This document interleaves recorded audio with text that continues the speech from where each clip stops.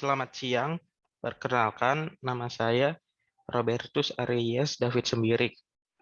Pada kesempatan ini saya akan memaparkan materi tentang larutan elektrolit dan non-elektrolit.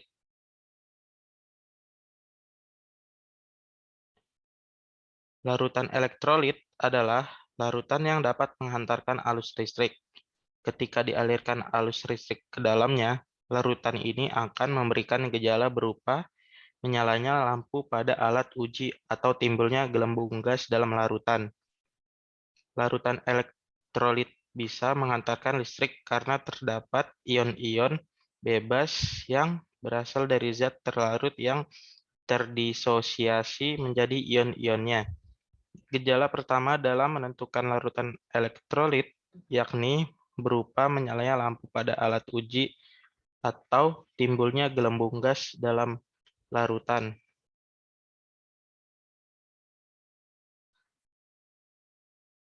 Elektrolit juga memiliki dua jenis, yakni elektrolit kuat dan elektrolit lemah. Elektrolit kuat adalah larutan elektrolit yang terurai sempurna menjadi ion atau mengalami ionisasi sepenuhnya dalam larutan air atau dalam keadaan lebur. Karena sifat inilah, larutan yang dapat menghantarkan listrik paling baik adalah larutan yang masuk dalam kelompok larutan elektrolit kuat. Ciri-ciri larutan elektrolit kuat adalah larutan yang sepenuhnya terionisasi untuk membentuk ion bebas ketika dilarutkan, dan tidak ada molekul netral yang terbentuk dalam larutan.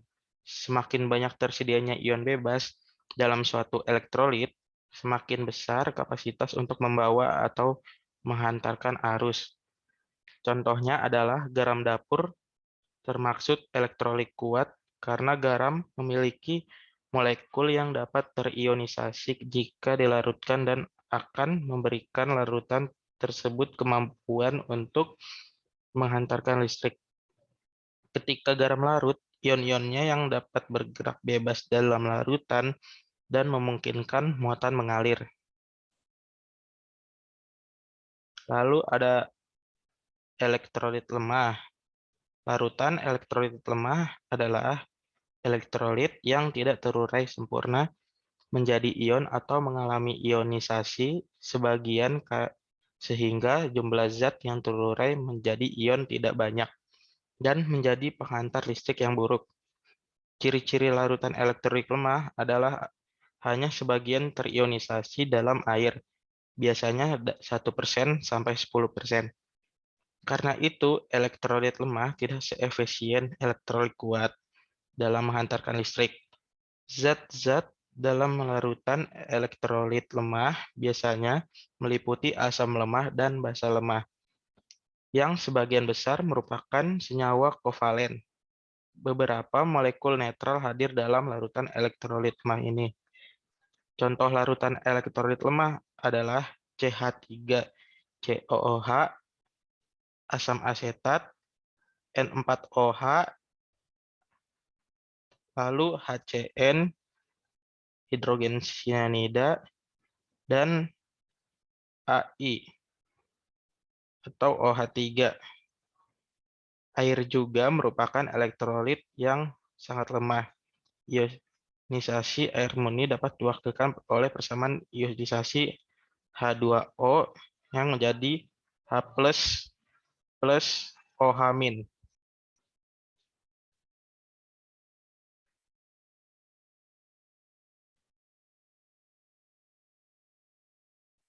Lalu larutan non-elektrolit. Kebalikan dari larutan non-elektrolit merupakan larutan yang tidak dapat menghantarkan listrik karena zat-zat yang dilarutkan tidak menghasilkan ion atau tidak mengalami ionisasi sama sekali. Contoh larutan non-elektrolit adalah etil alkohol atau etanol karena tidak terionisasi ketika dilarutkan dalam air. Contoh lain adalah glukosa dalam air membentuk larutan non-elektrolit karena meskipun gula larut dalam air, namun gula tetap mempertahankan identitas kimianya. Pada contoh gambar di samping merupakan salah satu contoh penggambaran perbedaan jumlah molekul ion yang dimiliki oleh elektrolit kuat, elektrolit lemah, dan non-elektrolit, di mana larutan non-elektrolit tidak menghasilkan ion-ion yang bergerak bebas hingga tidak akan mengantarkan listrik. Sedangkan pada larutan elektrolit kuat maupun lemah memiliki ion-ion yang bergerak bebas. Meskipun untuk larutan elektrolit lemah tidak menghasilkan ion sebanyak elektrolit kuat, sehingga lampu yang menyala pada elektrolit lemah tidak seterang atau tidak dapat dikatakan menyala redup sebandingkan dengan elektrolit kuat. Lalu perbedaannya. Perbedaan utama antara larutan elektrolit dengan non-elektrolit ialah terletak pada kemampuan menghantarkan listriknya. Akan tetapi, terdapat perbedaan larutan elektrolit dan non-elektrolit yang lain, yaitu larutan elektrolit mempunyai derajat ionisasi antara 0 hingga 1, sedangkan derajat ionisasi larutan non-elektrolit tidak ada atau 0. Larutan elektronik dapat menyala lampunya saat lakukan percobaan, sedangkan lampu larutan non-elektrolit tidak menyala. Lalu, larutan elektrolit itu menghasilkan gelembung gas, baik dalam jumlah banyak maupun sedikit. Sedangkan larutan non-elektrolit tidak bisa menghasilkan gelembung gas saat dilakukan percobaan. Lalu kita langsung ke contoh soal. Nomor 1, larutan yang bersifat elektrolit kuat dan elektrolit lemah berturut-turut dari gambar di atas adalah A 1 dan 2, B 1 dan 3, C 2 dan 5, D 1 dan 5. Jawaban yang benar adalah D. Karena elektrolit kuat ditandai dengan lampu yang menyala dan ada gelembung gas, sedangkan elektrolit lemah lampu tidak menyala dan terdapat gelembung gas. Di sini jawabannya C. Ini salah input. Lalu contoh soal yang kedua.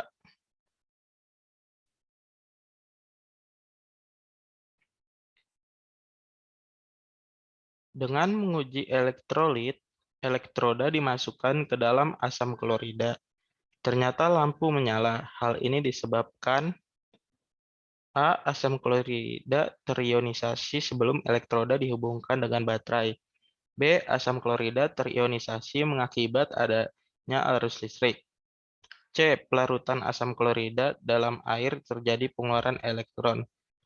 D. Asam klorida dalam keadaan murni tersusun dari ion-ion. Jawaban yang benar adalah B. Karena dalam larutannya, asam klorida itu terionisasi menjadi ion H3O+ dan Cl-. Lalu nomor contoh soal 3. Manakah di antara larutan-larutan berikut yang merupakan konduktor listrik terbaik? A. Larutan asam nitrat, B. Etanol, C. Air distilasi, D. Larutan gula. Jawabannya adalah A. Karena larutan asam nitrat merupakan elektrolit yang kuat. Karena larutan asam nitrat ini merupakan elektrolit kuat, maka itu merupakan konduktor listrik yang terbaik.